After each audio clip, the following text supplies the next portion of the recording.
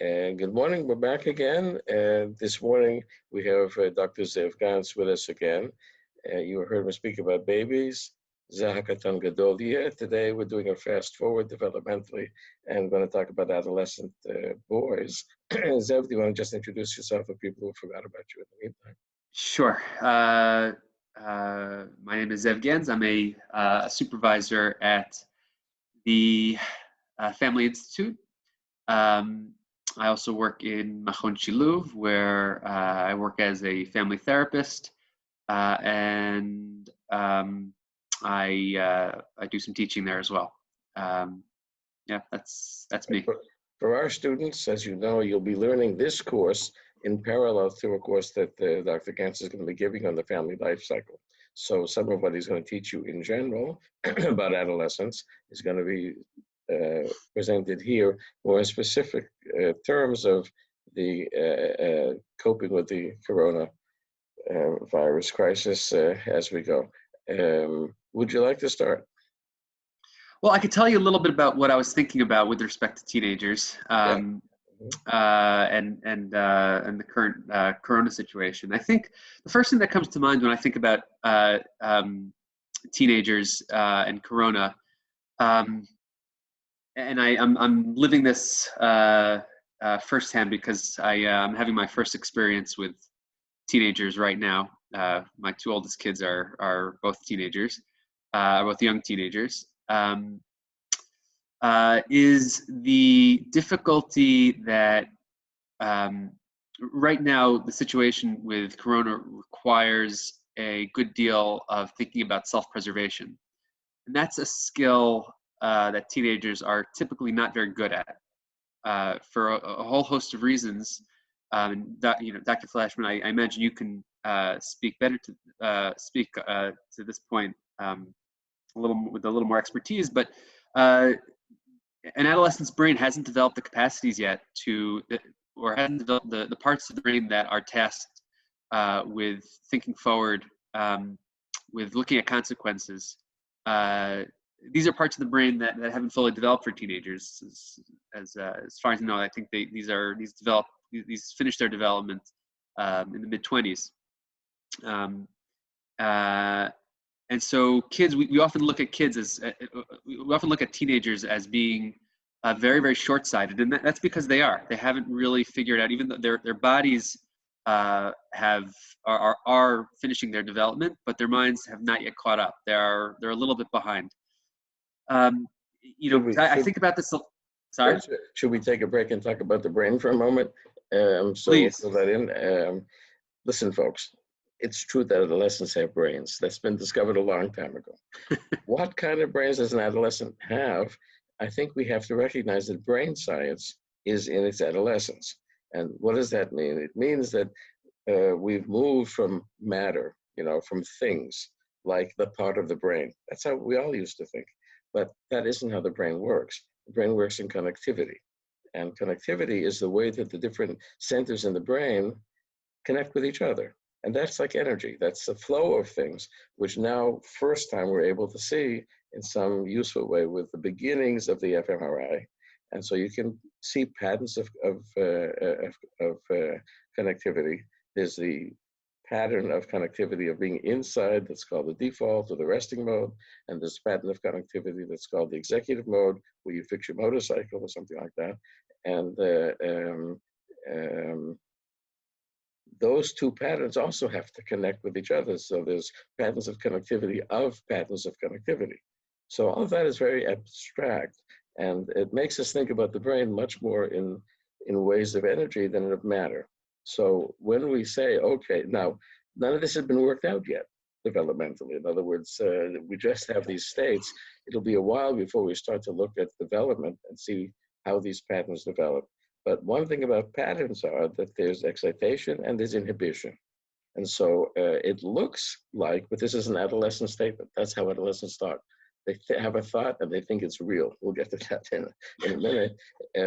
So it looks like in the adolescence of brain science, it's developing. We don't yet know. So we just, shoot from the pulpit and make statements and then test them later. So in brain science now, I think it's likely that things that we used to say that this part of the brain isn't developed probably means that patterns of connectivity are different and that they're not yet matured or they're not yet stabilized, and that there's a huge amount of inhibition going on. For example, the prefrontal cortex, which is where you're supposed to think about what's going to happen. Now, in terms of thinking about what's going to happen, 9-year-olds think about what's going to happen. And they connect it in a way that a 9-year-old thinks. Adolescents haven't lost it, but they don't use it.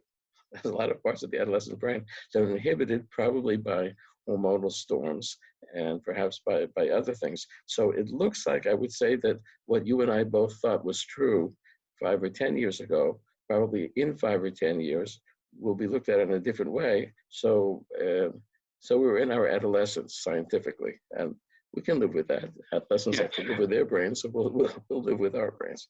So that's just, I wanted to add that so that you know that, because sometimes you see when we treat adolescents clinically, we always come up with the statement that their parents make, which you may be saying 3 times a day. If you're so smart, why are you so stupid? Right. Right. So it's all of these abilities for abstract thinking seem to be developed, but you don't use it. So why aren't you using it? And that's something that we really don't know yet. It's a very interesting aspect, which we'll continue to talk about. Right, and I think that's, I suppose that where my statement was coming from emerges sort of ad hoc from the, how much it fits, the findings about the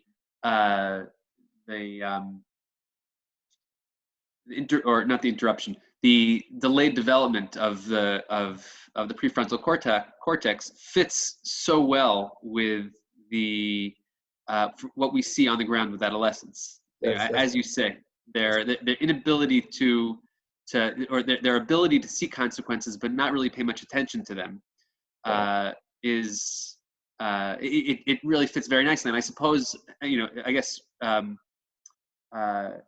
off of what you're saying is that as adolescents do, we may be making conclusions that seem convincing but may not completely fit reality. Right. In other words, you have to say, how much do we know about reality, and then we can fix it. Right. And it looks like, and that's interesting because it's what happens to the adolescent brain as well. It looks like the reality that we thought secure with, right, it's exactly that way. And that's part of what happens to adolescents, isn't it? Right. That's the frustrating aspect of how convinced adolescents could be of what for what us looks to be utter stupidity. Now,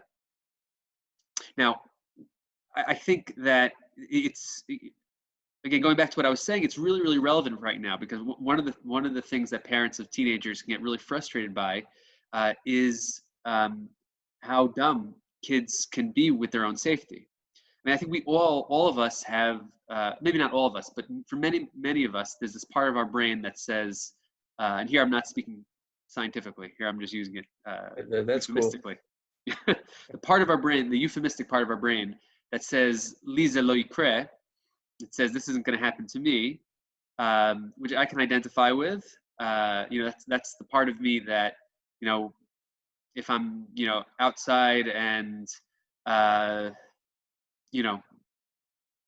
don't really, I don't really have gloves, and I don't want to go back to my house to get, plastic gloves. I kind of say, it'll be fine if I just go to the supermarket, and probably it will, but it's still not, it's still smarter to go back to my house and get gloves before I go into the supermarket. So that's the same part of the brain that adolescents are using, but adolescents are taking that much more seriously. The lisa lo yikre. Actually, they're the source of it. People who are saying it are just living like they're an adolescent. Right, exactly. And that's a natural source of conflict for between parents and kids of adolescents. There's one or two people that I'm still seeing in my office. One of them is parents and an adolescent girl, and right at this point, I have a big sign at the front door of my office that says, "Please wash your hands when you come in." And the parents and the girl come in. The parents dutifully wash their hands. The girl walks straight past the sink and sits in my office. Mhm. And they're saying, go, sit there, come back, wash your hands. I said, let's call her Shandel. Shandel, you need to wash your hands. Mhm. And she gets up, curses at me, starts yelling at me, and runs out the door. And that seems crazy. I mean, from an adult perspective, it takes what? Well, 20 seconds to wash your hands. But from an adolescent perspective, there's a number of things that are going on there. One of them is that the same way that it seems so stupid for me, from my perspective, it seems so stupid to just not just wash your hands. It's so easy. From her perspective, my demand to wash her hands seems completely unreasonable. And these are No, just no, two no, no. different. It's not your demand, I don't think, to wash your hands. It's that you have a demand at all. Any Well, demand. that's the other point. I think there's two elements there. I think the demand, the fact that that's I think we can get to that as another aspect of teenage development that I think is very relevant here. Which that's I think probably you're correct. The most important part of that of this little vignette. I think underneath that, what I'm talking about is the two different perspectives, and the perspective, like the need to wash hands, from her perspective, is sounds unreasonable to her. Now, there's also the fact of the demand, which is creating the trigger. Right. But you see, when you say it sounds unreasonable, that's as if it got into the prefrontal cortex and was judged as unreasonable. It didn't even get close. Right. Right. In other words, she's not acting reasonable because the I decide what to do is not able to be re-entered, let's say. This is sort of making Right. this up, but there isn't a re-entry into, okay, I don't want to wash my hands, and it Yes. sort of ducks. Right. No, I hear what you're saying. In a sense, that the sort of the fast brain thinking uh, it has taken precedent. My demand creates a threat which needs to be responded to immediately. Doesn't allow for the actual request to be processed. Right. I think that in a few years, no one's going to be using those terms. They were handy for a while, and they certainly made a lot of noise. But there were longer circuits and shorter circuits. And if we think about it, adolescents um, on their own tend to prefer shorter circuits. It's more pleasurable and it's more self-enhancing.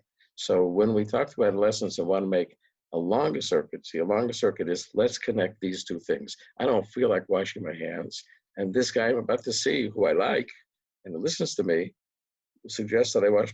Can I put those two together? Oh, putting things together as long circuits, and the short circuit takes precedence, probably because it's more connected to the emotions and feels more vital. So one of the problems with adolescence is the need to feel a vitality, the need to feel that this is me. And if you like to read Nietzsche, you get into the adolescent mentality of me. But that's all part of all of us. And the same way that the Western world had trouble not vomiting Nietzsche out, and it's possible to make a lot of trouble with Nietzsche. It's not what he meant, but that's how it was taken. The same way with adolescents, it's very hard to accept them as struggling with that. In other words, Yes. you see her as being like absurd. That's how her Right. parents see her.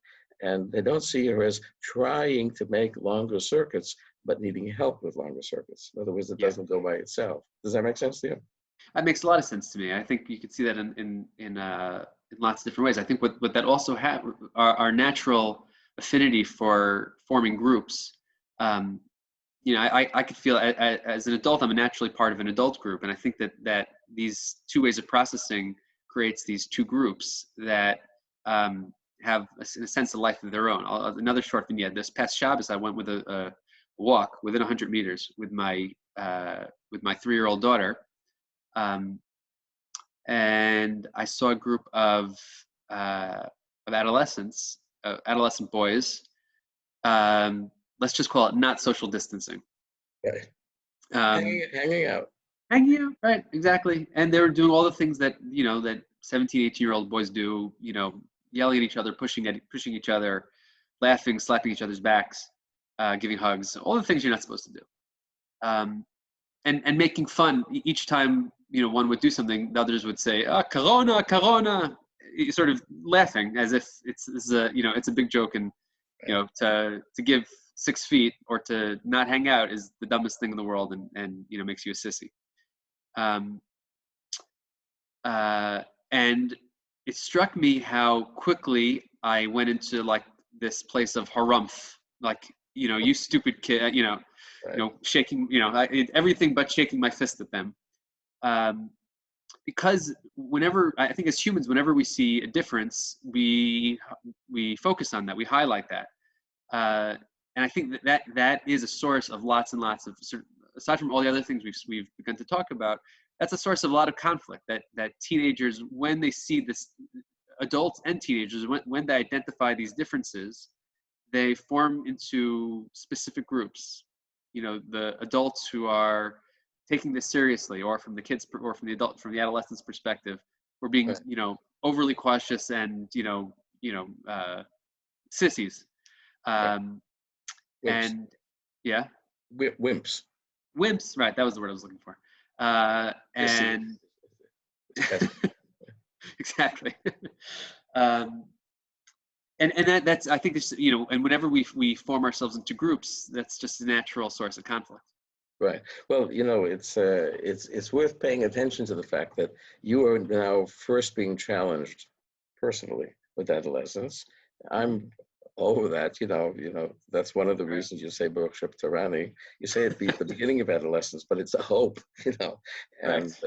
And I don't yet have adolescent grandchildren, so I'm Mm. sitting here not challenged by that. So it's Right. easy to Sure. make longer loops. But when you're confronted with a short loop, it evokes something in us.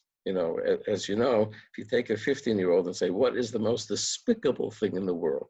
The 15-year-old will describe a 14-year-old, right? Because they're so frightened of regression that they're Right. completely rejecting who they were last year or 2 years ago.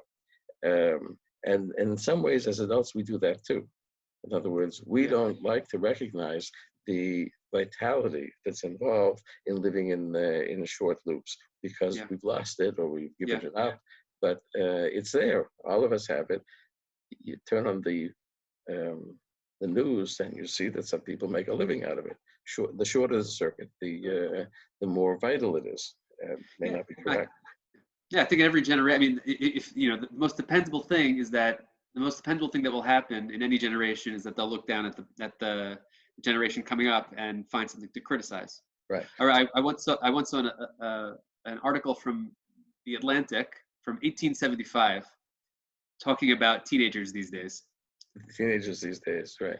And Actually, if you look at some of the literature from 1860, you'll see something even more amusing, which is that in the mid 1800s, trains came in, and mhm, trains were the first time that you could ride and read, because on a horse you can't read, and right, it was long, boring rides, and at the same time in Europe, fast printing became available, and so there's this whole industry of books. The bookstores were in the train stations, and people would buy these books. Most of them were not worth very much, but it included Dickens, who was writing by the word too, right. and um, the literature about teenagers then is that there's this terrible thing going on.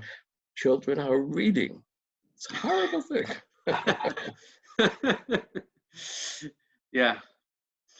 I mean, one of the things I often think about is that very often uh, um, the criticisms of the previous of the upcoming generation are not necessarily wrong, um, but they're usually just not as cataclysmic or not. They're never as cataclysmic as people say they are. So when the greatest generation was criticizing boomers and their rock music, or when boomers were criticizing Gen X and TV, and Gen X criticizing internet. I think these all had an impact. It just weren't. It just was never as chaotic and bad as people said it was going to be. Right. So we're talking about a chasm. In other words, the adult and the adolescent are not so far apart, but there's a chasm Right. that that happens. It's partly groups. In other words, it's boring to talk to you. It's a lot of fun hanging out with my friends, and a different forms of thinking. So then we're talking about, so how do you communicate? And the Western Right. world likes to say you can't. And the first model of adolescence that was popular because it was a cop-out from the side of the adults, was that there's this generation gap, and that the adolescents don't want anything to do with adults. Right. And so says that I'm off the hook. It's their fault. It's a good media way to do things. It's their fault. Right. They don't want to talk to me. And me, I'm fine. Instead of saying, do I know how to talk to them? Instead of Right. talking to them like I talk to you, like I talk, do I know how to talk to adolescents? And do adolescents want adults to talk to them or not? And that's the sort of the hidden side of adolescence, which instead of talking only about separation, there's a question of connection, but the question is what kind of connection? Right. I think I think it's still useful to talk to start the conversation with the separation and with that chasm, because I think the discussion about how to communicate with teenagers is recognizing the ports of entry that we have as adults, that or sort of the bridges over those chasms, and those bridges do exist, and they exist in very, very powerful ways.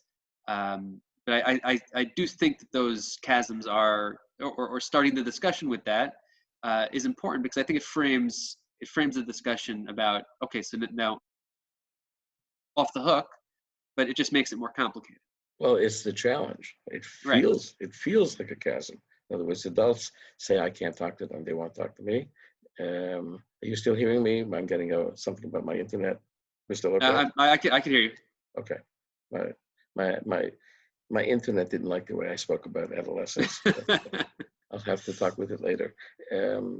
So what I was going to say, it's still taking the position of 20 years ago.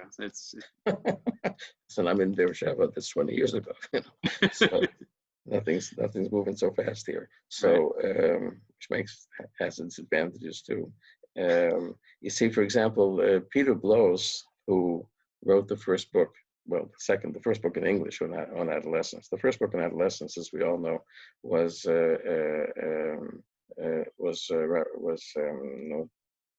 remember the name. One of Freud's associates, who wrote about wayward youth. It's called, kids who get lost, and he had an institution for kids, and that's a marvelous book about adolescence. The next book that was seriously organized about adolescence was Peter Blows. In 1962, he wrote the book about adolescence, and there he talked about the gap. We all grew up on that way of looking at it. Then he wrote a book called Fathers and Sons in 1985, after he had raised his own adolescence, and came to an additional understanding. It's not a different understanding, but we're talking about long loops. So we're talking about how to create different. They look like they're opposites, but there aren't any such thing as opposites, but there's another side of it. And there he thought that for teenage boys, actually seek out communication with their fathers. They feel they need it. They don't know how to do it. And if their fathers have been raised to think that it's impossible, they're not going to get it. But that they seek out something in particular, dyadic with their fathers. And the way he put it was that, and this was an interesting way of reviewing it, and then he demonstrated it in a few families, including Freud. Naturally, everybody likes to go back to the Freud family and see what was going on there. A lot of transference there. So what he shows is that adolescent boys, he said, the father first appears as the one who says no. Mom generally says yes, and dad comes home and says no. You've been bad, dad's going to punish you. So the superego has two parts. One is the conscience. The conscience says no. And the father shows up, but he shows up triadic, in the triangle with the mother. The father tends to get put in the position of saying no. Mm-hmm. And that, of course, is not what adolescents need. They don't need that no saying father. But then Blows had the Einfall. He said, well, the superego is two functions. One is no, and one is yes. Yes is what's called the ego ideal. And those two run together. Functions run together. We call them a system, right? So Freud never believed that they were sitting in the brain somewhere. He actually thought about energy. Actually, all of Freudian psychology is energy. It's coming back. So so he said, well, what about the father who says yes? What about the ego ideal? So he said, for boys, children and their mothers, it starts dyadic and then it goes triadic, right? You start with just the attachment stuff. For boys and their fathers, it begins triadic and then it goes dyadic. And during adolescence, when the boys, for reasons of incest taboo, need to be a little bit further from their mothers. So what they don't need is the no, but they need the yes from the father. It's like the father blowing wind in their sails and saying, go for it, be yourself. This is, I can look at you and say, wow, that's going to be great, which connects with what we learned from Kohat about Right. I was just thinking. What were you thinking? Well, no, I was thinking about this when we're talking about the ego ideal. I think that it relates. I think Kohat articulates this very well in his idea of the parental imago, and I think the thought that just popped into my mind is that there's some integration of his idea of mirroring within this parental imago, where that sort of that idea of the father saying yes, of sort of affirming what his son is doing, Right. actually has some contribution to that alternate pole of the parental imago, and there seems to be some integration there in terms of what you're describing. Right. Well, parental imago was partly a reapplication of Kohat, and Kohat made a total mess, which people are still trying to sort out. A brilliant mess, something new, but he wasn't able to completely sort it out. I met the woman who was the editor of his first book, The Analysis of Self, which is yet to be translated into Hebrew, and 1971. Hello. Right. And she said that he sent her 1,000 pages with no paragraphs and talked every day from Chicago to New Haven for an hour for 3 years until he let her put in the headings so you could make some sense out of the book. So, that's an Einfall. Total mess. But one of the things that becomes important is that the self, and the ego ideal is an aspect of self, needs two kinds of nourishment. One is to look up at, the other is that I look up at you. And when we look at adolescents and their fathers, Bloss was looking more at the I look up at you, I mirror you, I idealize you. But it goes together with the ability for the boy to say in some way, if you can do that for me, I could want to be like you. Right. And the two sort of go together, but in a different way than in childhood. So so as a result, that challenges the bigger, we often say, why can't porpoises learn to talk to us instead of why can't we learn the porpoises language? So we're the big guys here. Can we learn to provide the kind of wind in sails, I'm talking particularly about fathers, to a boy's need, and also recognize at the same time he's going to hang out with his friends and make fun of me. Right. Well, that I think was one of the things that I take from Kohat, which always seems very, very just true to me, is Kohat's point about the ego, the parental imago, needing to both be lofty but also associative. In other words, there needs to be the child needs to admire and in a way lionize the parent in order for it to be a parental imago, but the parent can't be so high as to be completely disconnected. There still has to be some connection there. Right. And that changes from childhood to adolescence. Right. So if we say for an adolescent Haredi boy who wants to hang out in the street and break all the rules and put his grandfather in danger, all the stuff that's going on now, which when the dust falls, we'll ask what was true and what wasn't true. Right now, for the sense of solidarity, we all assume that at least a lot of it is true. It's not a bad way to act. It's not, doesn't make it real. Just means something that we choose to do. But when the father, you were there with the natural reaction of you idiots, right?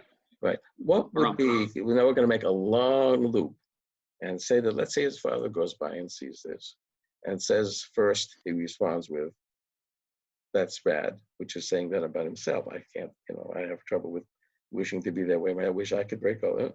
put it aside, Right. say, what does he need from me? If we were to have a conversation, what could it look like? How could we make a conversation that has some meaning, that creates some presence, doesn't solve everything, but is an event. It's a Mm-hmm. personal event that has this sort of connection plus that you're talking about. Yeah. Are you asking? You're asking what's it? I'm thinking out loud with you because you Thinking started. out loud. You started I thinking start. out loud, so now we're going to think out loud. Okay, I think I'll share. I guess I'll just share my association, which is how some what I noticed the is the impulse of some parents in order to bridge this chasm, in order to sort of not get into it, when parents in a well-meaning way try to not get into a power struggle.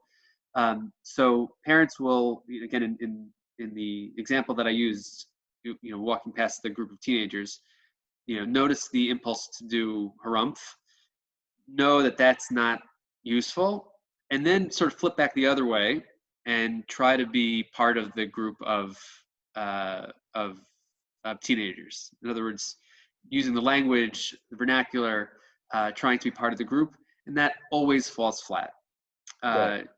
because you can't join you can't join a group that you're not part of. Right, the therapist who puts on torn jeans and thinks it's going to work, and the kid comes in and says, "That's not what I need here. I got that outside." No, right. It's not what I need. It's not what I need, and also they smell you out really, really easily. Like they know. And so so that never works. And I think what kids really what kids need is not for parents, not for therapists to be cool, because they know you're not. I mean, the second you reach like you're just not anymore. And you can't. That's at a certain point that's not your sfatim. And anybody who tries to learn sfatim, we all know that for the most part you can get as good as you can impersonate a language, or you can fake a language really, really well. But if it's not your sfatim, it's just not your sfatim. right. But You're just using a Hebrew term for mother language, mother tongue. Sorry. Little paradox. Yes. So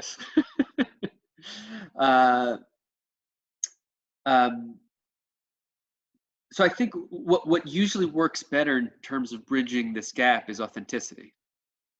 When teenagers see that you are being authentic, that's when they will begin to start letting you in. And authentic doesn't necessarily mean not necessarily. It doesn't mean being cool. It doesn't mean being authentic means knowing that you are an adult and that you are not going to impersonate, or that if you try to be a teenager, it's just going to be an impersonation. So I'm not going to try. I'm going to speak from where I'm at. Right. And it also means that I don't have to speak from that place of harumph, you're different than me, and all those accompanying feelings. Right. Well, the word authentic really comes to us as a translation of the German Eigentlich. And Eigen means yourself. So it means being yourself. Wow. But authentic is a Greek word. The auto is yourself, and the othen is from. Anything is from something, is othen is added to it. So it means coming from yourself. Wow. So exactly what you're referring to. And sometimes, the word becomes sort of out in the clouds, and then you say, well, I'd like to be authentic, but I don't know what the hell that means. But you can't not know what it means, because right. It means that you're being you, right? Mm-hmm. So there's a certain presence of who you are, which is an adult. You're still an adult, but an adult who understands that he's not an adult. Right. Right. And so that you're looking to bridge the gap. Now here, it might be worth borrowing some developmental theory, which you're free to think out loud about other theories. But, one of the ways that I think about it is that Robert Keegan had this idea it was a book called The Evolving Self, which was very hard to read, but after the third time, it starts to work. And it's an application of Piaget, but he says in a very simple way, he says that, up until the age of 18 months, the body is here and the I is inside the body. So it's sensory motor. There isn't an I that knows the body. It's part of the body. Whoop, it flips. And then here I am, and my body is part of me. But from 2 until 10, 11, feelings, little kids feel that the feelings feel them. The I isn't the master. And we tell them, no, you were angry. So the kid says, give me a break. That's how you thought. But he made me angry, right? Mm-hmm. Not I have anger. Right. So when we talk about giving names and so forth, what we're trying to do is help the kid to flip. And so the I is now enormous. It has the body and the feelings. And then Keegan says the following about adolescence, says it happens with thinking with adolescence, that think the adolescent, the early adolescent isn't the master of his thoughts. Think about politicians. As soon as you have a thought, and then you say, well, could there be another thought? Well, the thought isn't mine. It's the thought that I'm in. So I can't think about another thought, right? And then, I say, so sometimes women at the age of 20, men at the age of 120, that you become the master of your thoughts. You say, I have this thought. I include my body, my feelings, and my thoughts. And if I can have thoughts, I can have other thoughts. And somebody else could have other thoughts, so we can communicate.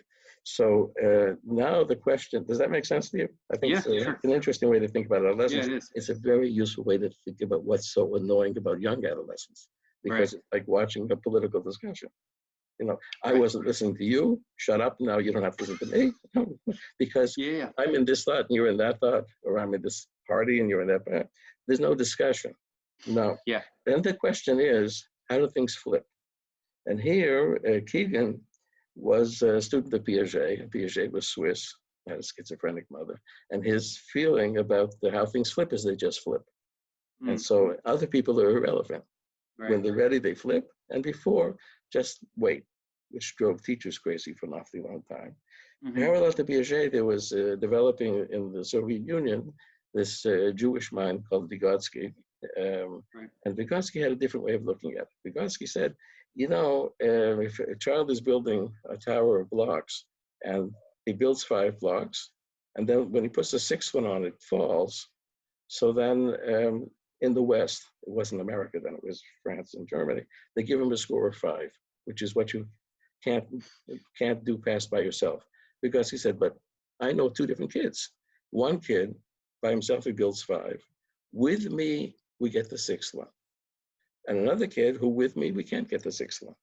So that's the kid, that's the cutting edge of his development, the zone of proximal growth, as it's poorly translated, but it's worse in Russian. He's a terrible writer.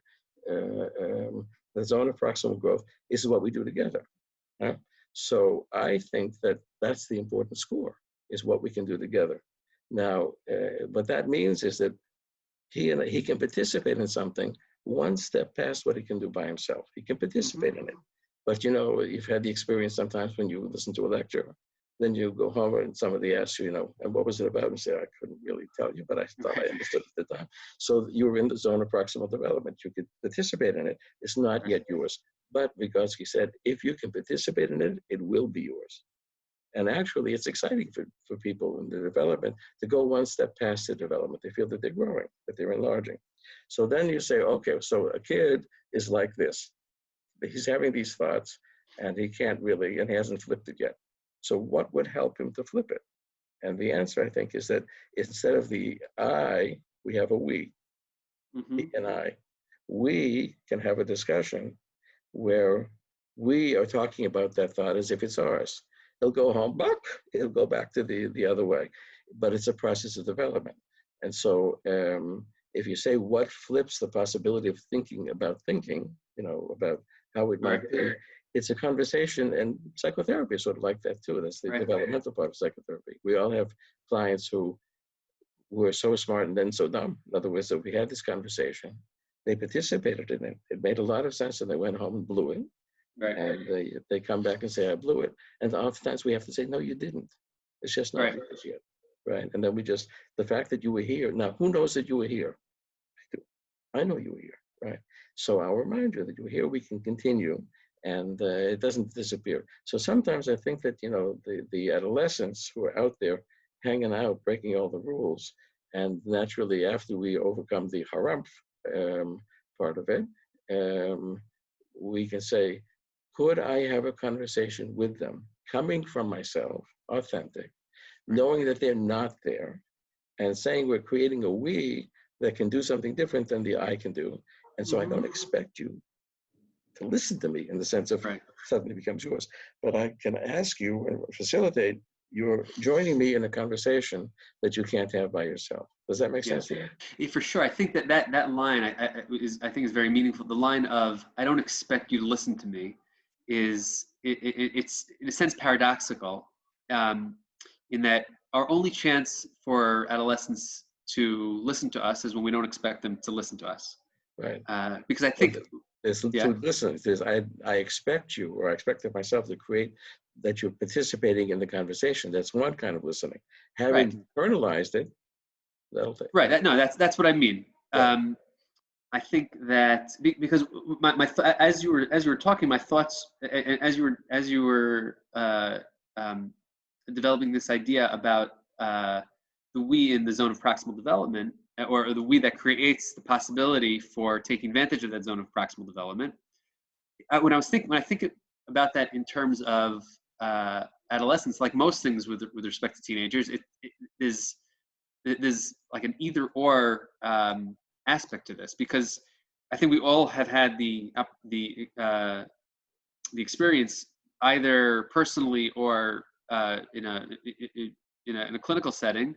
We have the experience of exactly the opposite happening, where either because of our presence or because of a parent's presence, the teenager says, well, forget about that. I'm not listening to a word that you're saying. Right. But it's precisely, in other words, if they read that in a magazine or something, they might think, oh, that's actually a nice idea. But precisely because the other person there saying that, it creates a conflictual setting, which raises a defense and moves them in the exact opposite direction.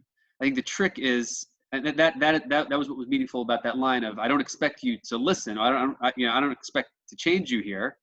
But I'm going to say this because this is an important thing to say, and you'll hear this and you'll do whatever you do with it.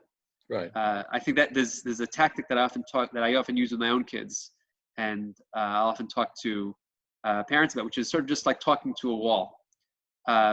Which I'll, if there's something I want to say, I'll just kind of just like say it, and it's as if the wall is listening, right. And I'll kind of hope that whoever's in the vicinity might take that in as well.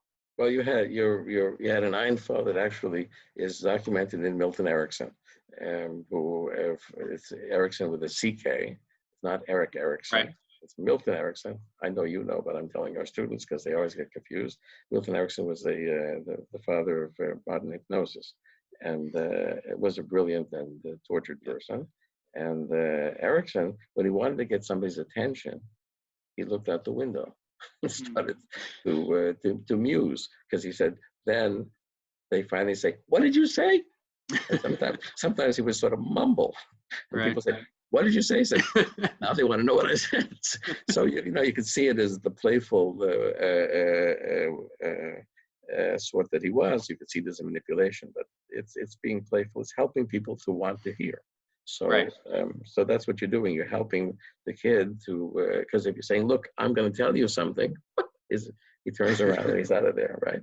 Like I say, sometimes I'll say to a kid in therapy, I'll say, "Look, there's this idea." A kid is 8, let's say. I said, "I have this idea, but it's usually a 10-year-old idea."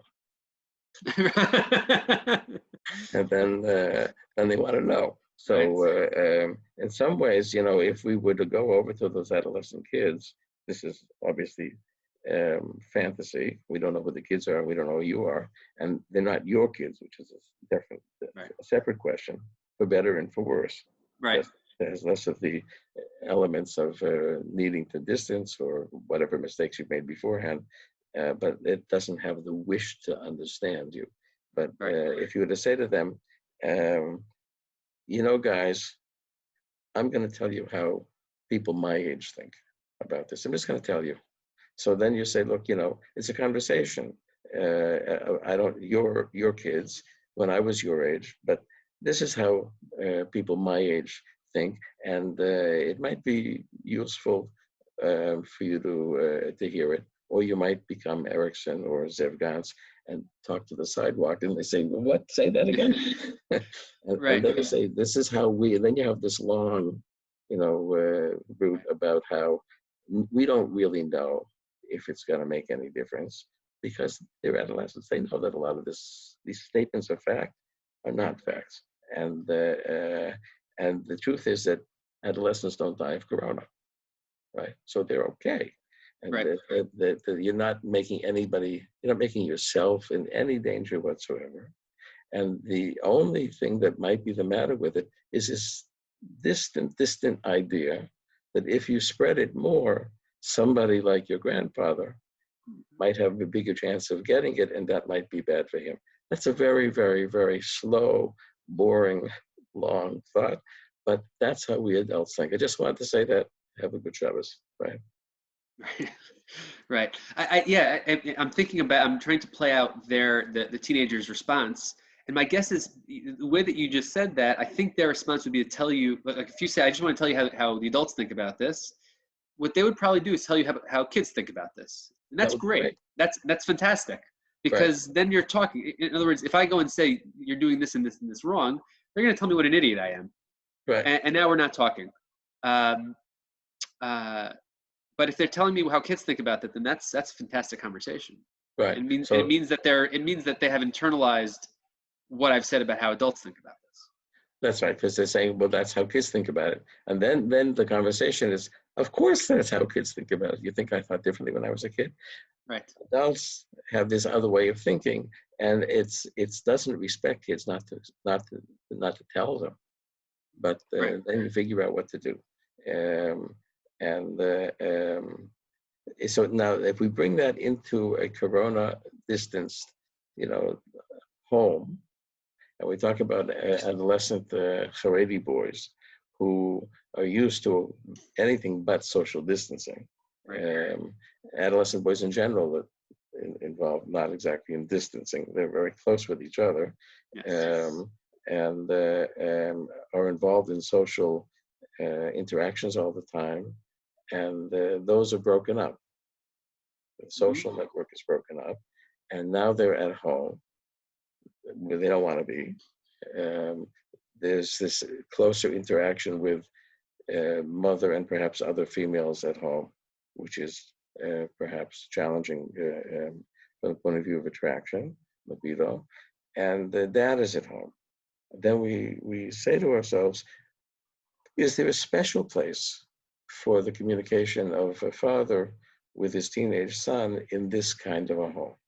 And here we have to think out loud, because this is, the world didn't want that, but this is what we got now. What do you mean when you say the world didn't want that? In other words, the Haredi world didn't say, stay at home with adolescent boy. Who said that? Yeah.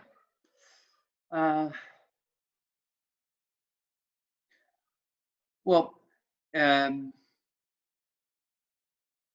no, I think it is a major challenge. Again, where my head goes to is really confronting the enormity of the challenge for Haredi boys, and I think that's the first place to start, is which is appreciating that that this is, we often think about adolescent boys as being non-intimate, and I think that's completely wrong. There is just massive intimacy that goes on amongst adolescent boys.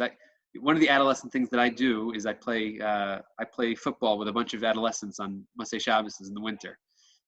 It's adolescent because it's the league of 18 to 21 year olds, and it's adolescent of me because I get hurt every night, and I get hurt every time, and I keep on going back. Right. Every time I go back, and my wife says, limping, or as it turns out, 18-year-olds are very athletic, and it's hard for me to keep up. And my wife says, like, what do you like? I come back every Motzei Shabbos, like, limping or with, bruises. And my wife said, like, what are you doing? Right. And the answer is vitality and intimacy. Exactly. Right. Right. I mean, the answer, you see, I'm coming from an adolescent brain right now. I'm not even in your place. So the answer for me is because it's fun. Like, I like it. Now, vitality and intimacy is fun. Right. Exactly. I haven't thought this through because I don't want to think it through. I just want it to be fun. Right. Um, You, but you can go back. You could, Freud used to say about literature, every now and then he wrote about literature. He said, look, I'm going to take this thing apart. But when you finish reading it, forget everything I've said and put it back together again. It's whole. Life is whole. These little. I forgot who said that they like looking at art with kids, or they like reading books and watching movies with kids or they like reading books with kids because kids read books and adults read reviews. Right. Kids read each page. Right. But one of the things I noticed when I do allow myself to think about it is just how much there's a massive amount of intimacy that's going on in these games. The way that guys are hugging each other, slapping each other's butts. Right. It may not be the intimacy that we as therapists usually prize and emphasize, because it's far more physical in a non-sexual way. And it's not, no one's talking to each other about their feelings, or when they lose, they're not saying about how vulnerable they feel. But that'll be the end of that game. That'd be the end of that kid on the team. He'd be off the team. That's right. But there's closeness that's I don't think is really matched in any other farm. Well, it's you see the advantage that boys have over girls, which drives girls crazy in adolescence, is that boys have the intimacy and cannot speak about it. They can't mentalize about it. If they leave it whole, they can't. If they don't mentalize, it doesn't go to the prefrontal cortex, which means it's free. It's vital. Just there, yeah. And the girls are beginning to use their noggin and wanting to think about what is a relationship and who understands who.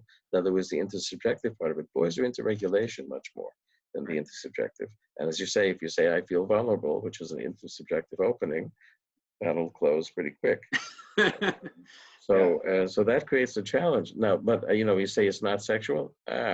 It's a sublimation of what's a normal homoerotic aspect of sexuality, which I think that I don't think that's a bad thing to say in the Torah world. The question is where it is. The Torah wouldn't say that something's usur if it isn't human. So the question is where you put it and how you use it. And the yeshivas where the kids smack each other around in the basketball court. That's part of the Torah game. That's part of making it possible. But now we put this kid at home. Right. This sort of not so mentalizing, needing to regulate, social being who is not having fun. Mm-hmm. Right. Who's not having fun, and whose sources, the sources for having fun are cut off in a way that is unique. Again, girls can use the phone, and they can approximate something that was there before. Right. If you tell an adolescent boy, why don't you call your friend on the phone and talk for a few minutes? If you want to get tuned out, that's a good thing to say to an adolescent boy. Right. So we have a huge challenge here. A huge challenge. I really think is unique. I do think fathers have a unique role to play here.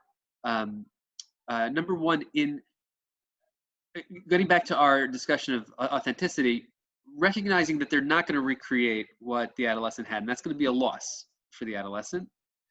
But they can. I think there is a degree of approximating what an adolescent boy is used to, either in the setting of a school or a yeshiva or wherever he's sort of getting those social needs met. I think it requires us as parents to tap into a certain playfulness that we are usually not. That's usually not required of us because our kids are getting that elsewhere. It's nice when we do it, but it's not an ongoing requirement. Right. But I think that playfulness in a way that is authentic is very important. I know one of the things that we did was this is one thing to preserve our own sanity, so our kids would play with each other, but also to give us an opportunity to do things with them. Is we bought a ping pong table, And that's, like that's a way that it's an easy way for me to be playful. It's an easy way for my 15-year-old son to be playful with me. And that creates again, he'd be having a lot more fun if he'd be doing that with his friends. But I think the experience of doing this with me as his father is also something that he can't recreate with his friends. And so there's an opportunity here as well. Right. And there, first of all, you don't get hurt, so there's something to be said about it. I think ping pong was not created by adolescents, but right. By adults who would rather not get hurt, I guess. But, if you're talking about playfulness, let's talk about playfulness. Let's talk about playfulness in general and its place in adolescence. Do you want to start? No, it seems like you have something to say, so I'll riff off of you. Oh, okay, so there's two main things to say about playfulness, sort of from the theoretical point of view. The first is where it comes from, which is the human experience of needing not to distinguish between reality and fantasy. Right. And that's what Winnicott noticed in the pretty young babies, that when they take the schmata with the mother's odor on it, and mother leaves the room, she's not there. And the baby takes the schmata and does to himself what mother would do when he feels he needs, and then he's free from the question, is this a schmata or is this mother? In other words, reality is it's a schmata. Fantasy is its mother.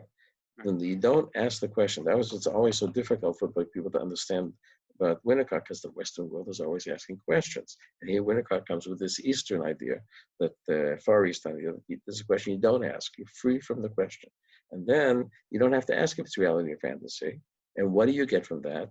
That the reality part of your way that your brain works and the fantasy way of the way that your brain works, which are different probably modes of connectivity, come together. Right. And then you feel whole. And so it's in play that you're able to feel whole and you don't have to distinguish reality and fantasy. And then that goes to imaginary friends, and it goes to play objects, and then it goes to board games, and then it goes to the world of literature, whatever. So playing is a deep part of relating. And, at one point in playing in reality, because Winnicott almost avoids the question, but 1 or 2 points in playing in reality, students playing in reality, you want to really try a difficult book and get an awful lot out of it, playing in reality. It's in print forever.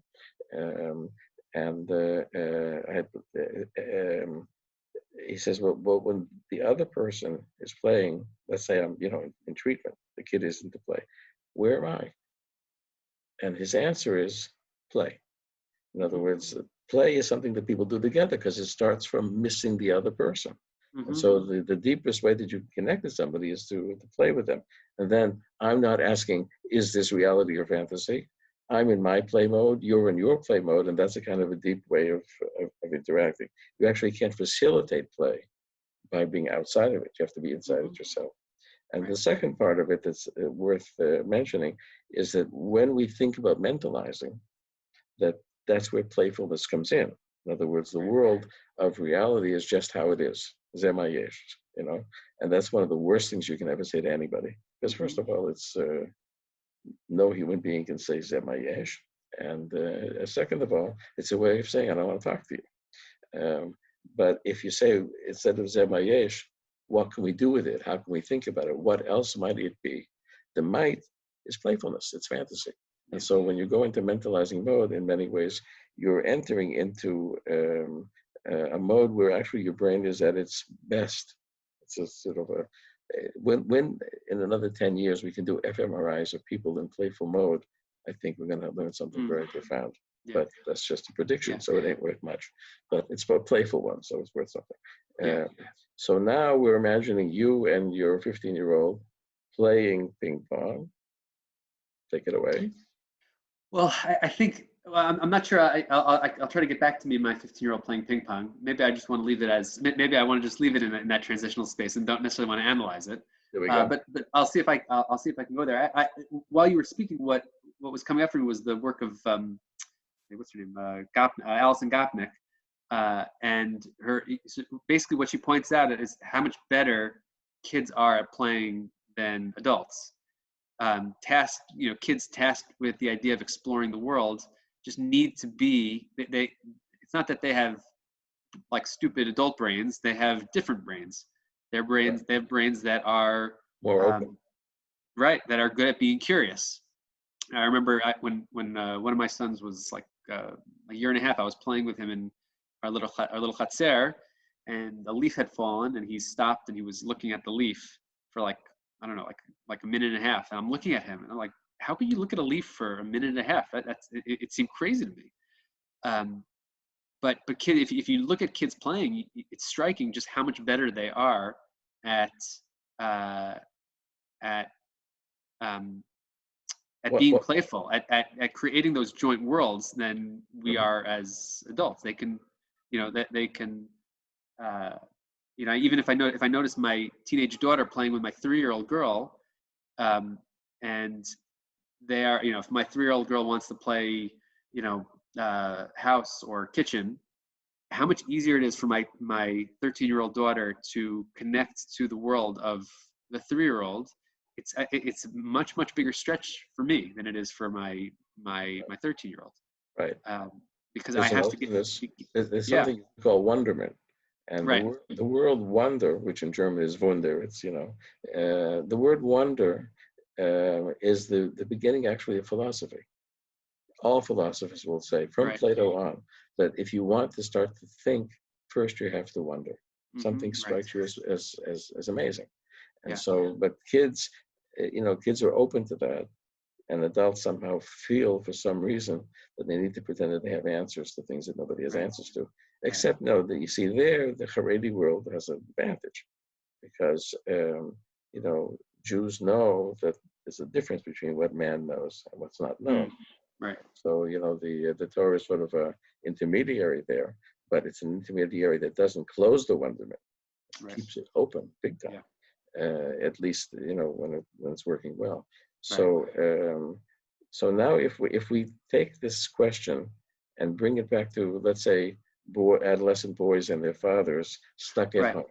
So I can go back to. So I just had a thought. Not necessarily ping pong. You can leave ping pong alone. I can go back to ping pong. I had a thought with ping pong. Right. The thought that I had about ping pong was I think where the transitional space is most relevant for teenage boys and also teenage boys and their fathers. Is in competition.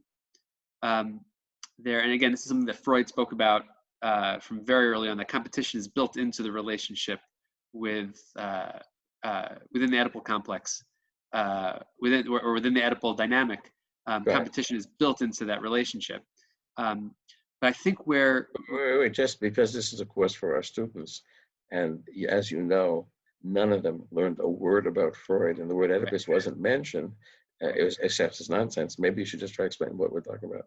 Oh, okay. So Freud's basic Oedipal drama. Freud noticed, based on primarily, as I understand, based on his own self-analysis, but also within the work that he was doing with patients that were coming in to see him, is that he noticed that there was this fascinating drama that was playing out consistently, which is that as babies developed, they moved from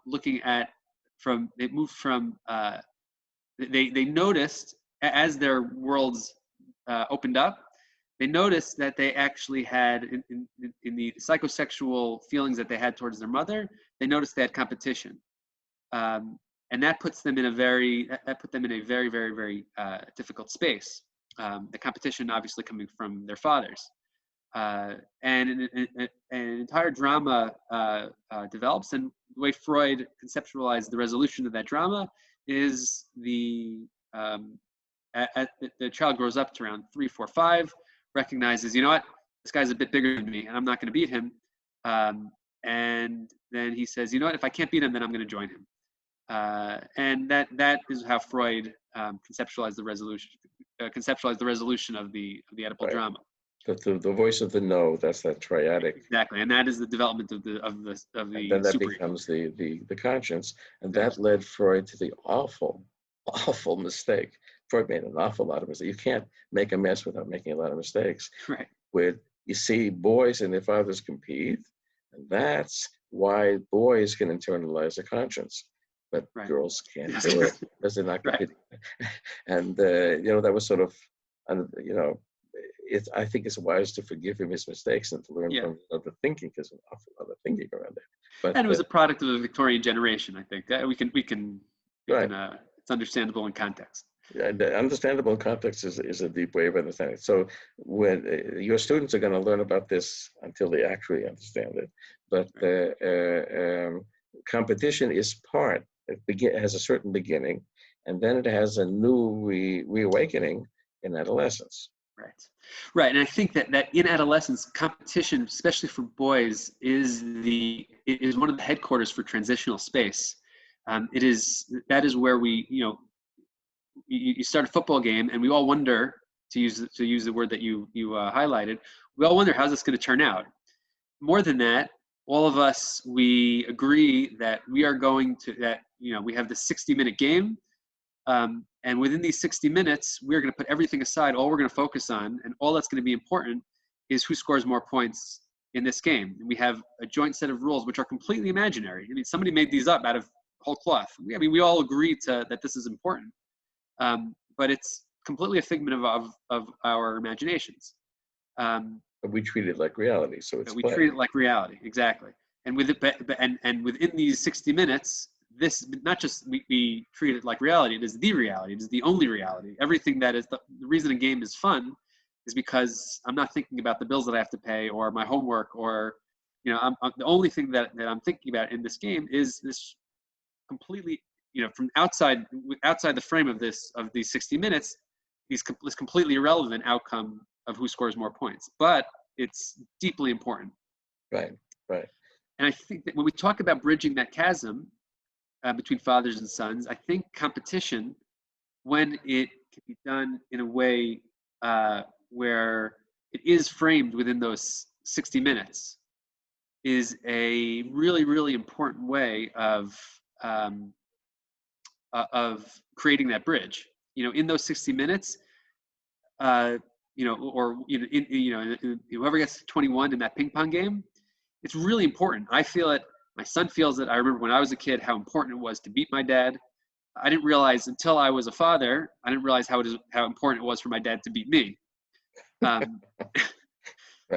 Because it has to be you. You can't, just be sort of playing to let him win. Right.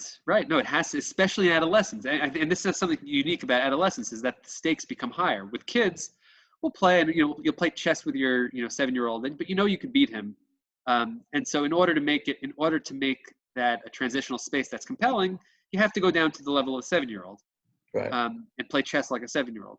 At this point, especially in physical competition, where our minds are only sort of are only of ancillary importance or marginally important, the physical act is what's primary, and that's where teenagers are becoming, and eventually will surpass right. the level of the father. Well, there's something else that we can talk about in terms of competition, which is not so much true of the beginning of it, the Oedipal phase, is that there's something profoundly intersubjective about face-to-face play. Because while you say, well, I'm not thinking, it means you're not abstracting thinking, but you're thinking about how he plays. You can't play without anticipating. Within the competition, within the competition, I know that my son doesn't have a good backhand in ping pong, and so I serve it to his backhand. Right. And that is an intersubjective. That's an intersubjective act. I have to know about my son. I have to know about the thinking of my son, what he's good at and what he's not good at. Right, but he's also thinking about how you tend to do it. Right. Right, because you say you can't fool them. So if you can't fool somebody, that means you're having a deep intersubjective experience. So this coming together. So we would encourage. Now, the average Haredi family is probably not going to be able to put up a ping pong table. No. Right. So then you would say, but some kind of a meeting that includes elements of competition, includes putting wind in their sails, includes this closeness where they can beat you and you can beat them, and then you can move things along. It's hard to imagine how that might be in a small apartment with a bunch of kids. Well, I think that there are games that can be played. I think games are very useful here because they promote playfulness, obviously. And those, I think, playing games with kids, whether it's cards or whether it's some board game, I think it's really important. Now, what I would also say, and this I think is especially relevant in a Haredi context, is that there is competition that we don't have to shy away from in even things that are not game based.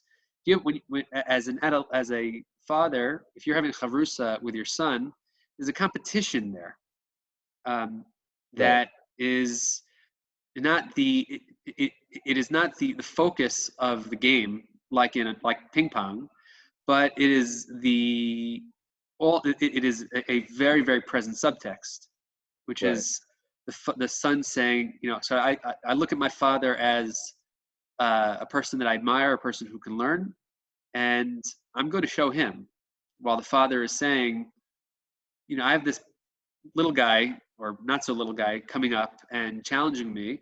I still need, let me see where I still stand. Can I still assert my superiority? Can I still assert my competence in right, this context? And right. that can, any competition is risky because it can move into the realm of conflict um, instead of staying within the boundaries of the competition. Right, and those are stories that you can find in the Gemara and all sorts of places. Right. But Right. tragically, it's Rabbi Yochanan Reish Lakish. Yes. But so you can imagine now. You say the adolescent is actually his brain is more flexible and more open.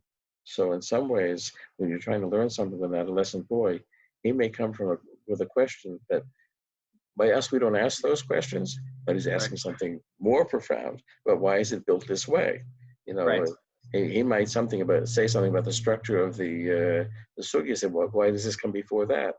Right. And that isn't what they ask in yeshivot necessarily, but it could be unsettling. But it could be that you can say, wow, I haven't thought about that since I was your age, and now I don't know, because in the yeshivot they don't study the structure of the sugya that way. They assume that it's one whole thing. Adolescents can break it apart, but that's how some people learn. Yeah. The spas emes is full of those questions. Right. Right. Um, so, so there's something that now I just wanted to bring up one more thing, because so far we're discussing a pretty normative family, Yes. pretty normative relationships, and what we could call a pretty normative level of differentiation Yeah. in the family, and how to get us through this. And I think it's a very worthwhile conversation. But if we talk about lower differentiation, and here I would just add in one more concept, which is this concept that comes from the work of the Laufers in London, which for some reason hasn't made it over to Israel. Yeah. Laufers were the students of Anna Freud, Oh, and interesting. yeah, and they wrote this book in '85 at the Brent Center in London called Adolescent Breakdown. And there, what they said is that when a kid reaches puberty, that's when they start to say, "I could become an adult." Now, what does that mean to become adult? They're not yet an adult, but they have this vision that they might be able to become an adult. And all of adolescence is a way of finding a way through not yet being an adult, but with the idea that you can become an adult meaning somebody who's responsible for what they do. Doesn't mean somebody who's socially distant, doesn't mean somebody who doesn't have relationships, somebody who's responsible for their side of the relationship. Now, the Laufers took it very much from the psychosexual aspect. They said, what's an adult? I can become an adult in the sense that I can have normal sexual relations. And since it was 1985 and the work was based on 10 years before, that meant heterosexual relationships. That's, we can put that aside for a moment. But the idea is, what does it mean to be an adult? That things are mutual. That I have my side and somebody else has their side. But the interesting thing that they said is that kids who break down, and they break down early in adolescence, they lose track of the hope of being an adult. They don't see their way to become an adult. And Interesting. as a result, what they do, that they can't say I'm a kid, because no adolescent can afford to be a kid, so they become a broken adult. In other words, somebody who is different, somebody who can't learn, somebody who can't succeed, somebody who can't go out to the, and usually broken means that I stay like a child in the sense that somebody else is bigger than me all the time, and then I might fight with them and mouth off. I don't say, let's talk about it at eye level. I'm always criticizing or giving in to somebody who's bigger than me in all relationships, including in sexual relationships. Right. So it doesn't become mutual. There's a sense of being dominated and even accepting it or fighting against it. But there's always a sense that I'm less than what a full adult is. Now, Peter Pan. What's that? Peter Pan. Peter Pan. No. Peter Pan had a better idea. Peter Pan said, I'm not a broken adult. I'm a kid. I'm staying a kid. That's why Peter Pan is pleasurable. This story is not pleasurable. It's disgusting. It's awful to live this way. Peter Pan was the other side of it. It's like, I don't have to be an adult. Okay, it's interesting. I don't want to make this into a literary analysis, but I always saw Peter Pan as being Peter Pan defining himself in relationship to Captain Hook. Like if he vanquished Captain Hook, then I don't think Peter Pan would know what to do with himself. Either way, that's a okay, yeah. So now, I think that in families with lower differentiation, it's very hard to nurture a kid to become an adult, because if you expand what the Laufers do, the Laufers are inside, the Pupik, the psychoanalyst. But if you look at the family, which they didn't do, and you say, and what does the family do to help a kid to become an adult or not to become an adult? So in the lower differentiated family, see, in adolescence, a kid challenges the role of the parent, in the sense that when you're 15, your kid says to you, "Don't treat me like a 14-year-old," and right, and you say to yourself, "But I don't know how to treat you like a 15-year-old. I haven't been there before." And the kid says, "Let me tell you," and you listen, and so you're becoming a different father. So that sense of mutual creation, that's where differentiation happens, that people co-create their relationships. Now, a father who is threatened by that co-creation, in other words, a father who says, "I've treated you that way since you're 5, and I'm going to continue because I'm a good father," instead of saying to himself, "Why would I treat you like you're 5, you're 15? But then help me to figure I'm protecting myself, I'm regulating, I don't have anything to learn." And so then a child sees himself as being dominated, and he doesn't, get that help on the way to adulthood. And in those, I think those situations are not rare, that kids deal with it and parents deal with it.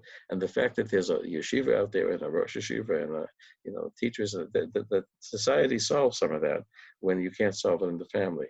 But when you close the family in, that's when I think you get into, for families with lower differentiation, you're going to end up with a tension that may be unresolvable between father and son. They're going to just be at each other.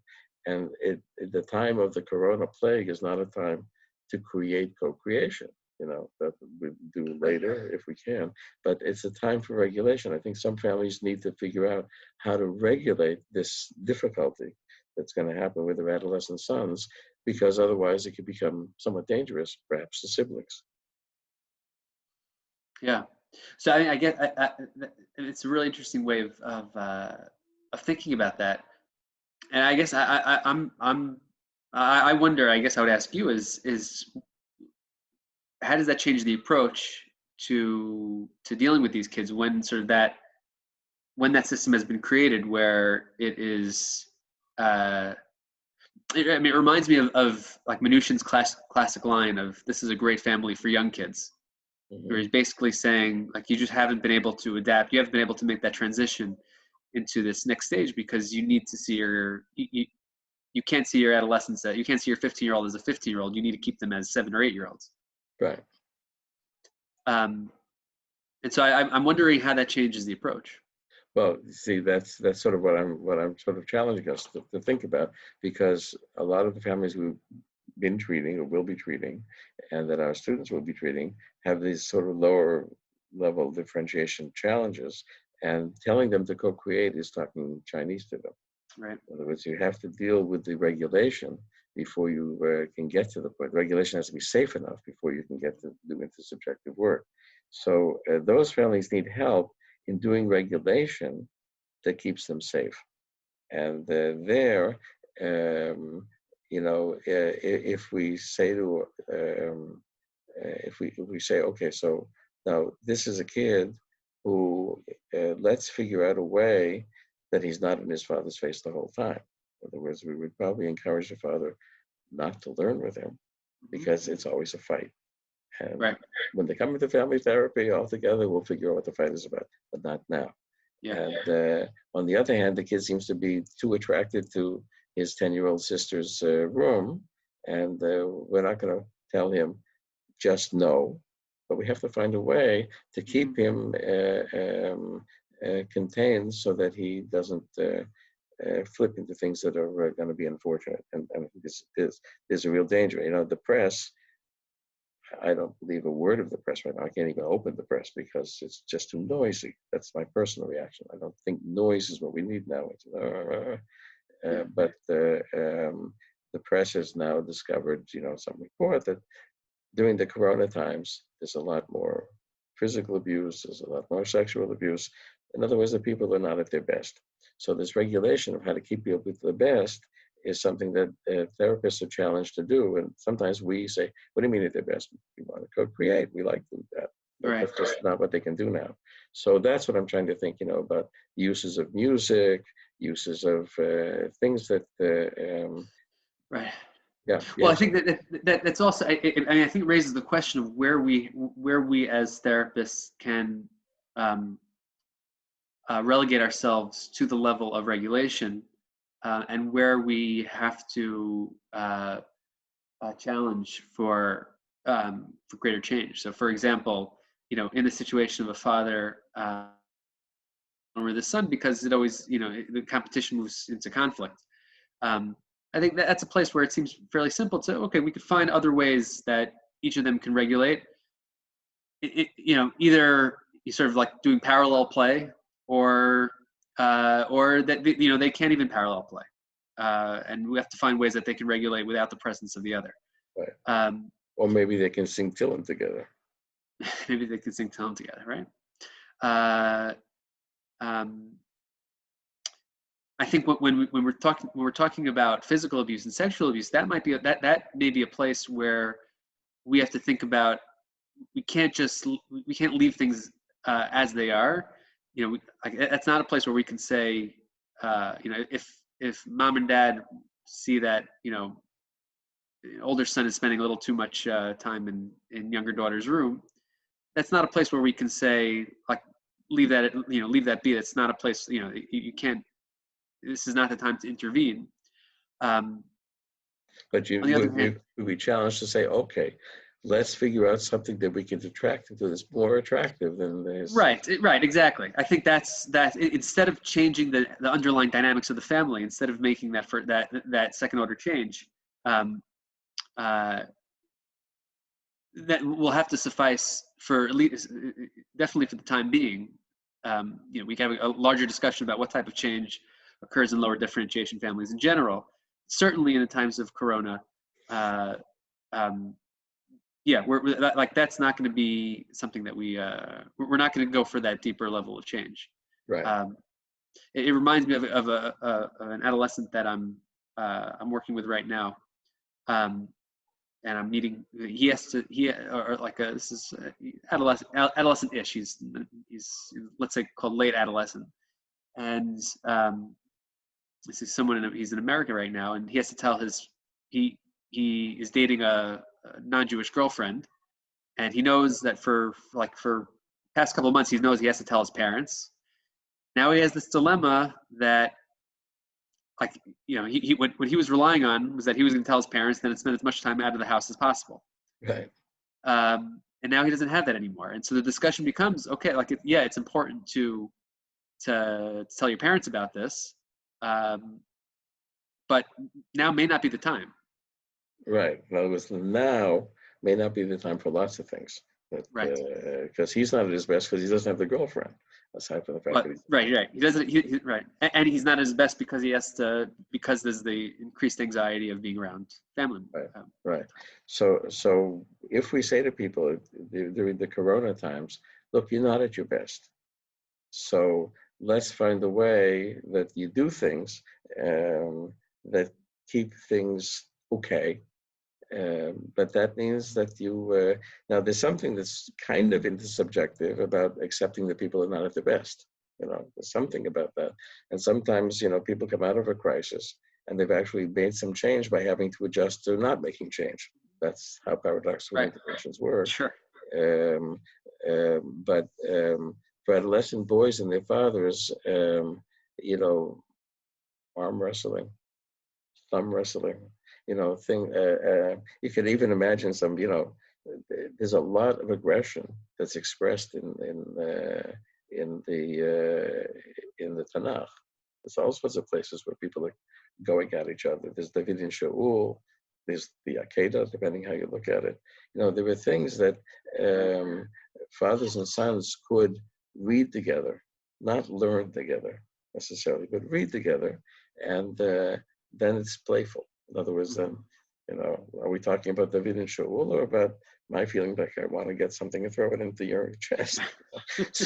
But you don't ask. So I think there are some things that are doable. But from the point of view of therapists, I think it's important to think about how to keep people out of trouble, how to keep them from sinking to a lower level of differentiation and sliding into things that, if he does what he wants to do in his sister's room, it's going to be a whole different kettle of fish. We're moving into a different realm. Right. So, so there, what I would say is that in some ways adolescents need, and parents of adolescents need to think, even when dealing with lower differentiation, about yes-based regulations. In other words, what we do to how we get through this day, how we live through another day, how we hate dealing with this, what we miss the most. And it's true that, you tell an adolescent boy to call his friend, and he says, but after hi, what do I say? That's true. Right. But a father can, or parents can listen to him talk about what he does with his friends. Right. And absolutely. that has, like any narrative, that allows him to enter into the emotional space of it. And they don't have to do anything, just listen. Right. Laugh. Humor is, I think, terribly important for releasing the things that don't fit together. Freud's idea of humor was that it was tectonic plates. In other words, there's a yes and a no, and when they they rub each other, you laugh. And it's not a bad way to think about it. In other words, it helps to deal with conflict, but then you don't say, and what this means. You just tell the joke and laugh at it. Right. More vigorous is better. Yeah.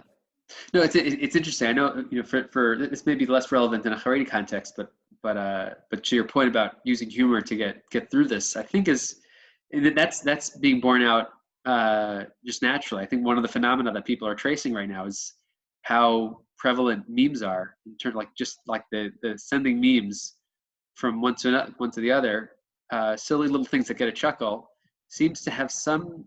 I don't think we're fully going to understand this until maybe a couple of years after.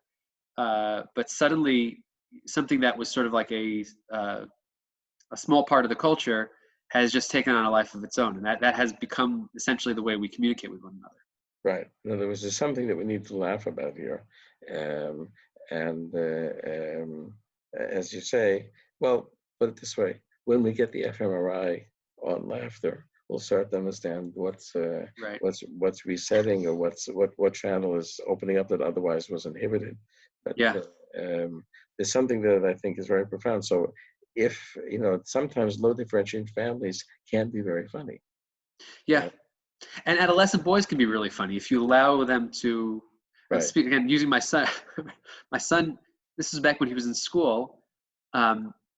They found the couch on the roof of their school, and because they're 15-year-old boys, they decided it'd be really funny to throw the couch off of the roof. and of course, because they're 50-year-old boys in 2020, they videotaped it. Right. And my son sent it to me. And like the second I got over, like, this is the stupidest thing that I've ever seen in my entire life. Like the second I got over that, I couldn't stop laughing. Like, you know, teenage boys with all their foolishness are really, really, really funny. Right, right. And there you don't have to, there's something that's sort of intersubjective without, you know, as they say in Israel, chafira, you know, you Right, can be right, exactly. intersubjective and just do it. You don't have to break it apart and explain it, but it does something very integrative. Yeah, no, I think that's really what's, you know, through our discussion, I think that's what I'm focusing on more. Maybe I'm sort of realizing the importance that I'm placing with my own son there is that, you know, that, like before we got on, I was, you know, I wanted to have something to say, so I was looking on the internet, like, you know, I just Googled teenagers and Corona or something like that. Looks like you didn't have any trouble finding what to say, but anyway. Well, but also it was very frustrating because it was like every single article was about talking to your teenagers, and that's just not the primary method of communication that's going to be there with a teenage boy. Like, you know, it's nice. It's a nice idea to have communications with a teenage boy, but it's just, you know, I think, you know, anyone with teenagers knows that that's the opportunities. It's not that they're completely absent, but they're few and far between, and we have to find other ways of creating those intersubjective moments. We have to find other ways of creating those connections. Right, right. Okay, so that's a segue of saying we probably talked enough. So thank you very much, and I'll see you in half an hour in the staffing. I'm going to stop the recording. Okay.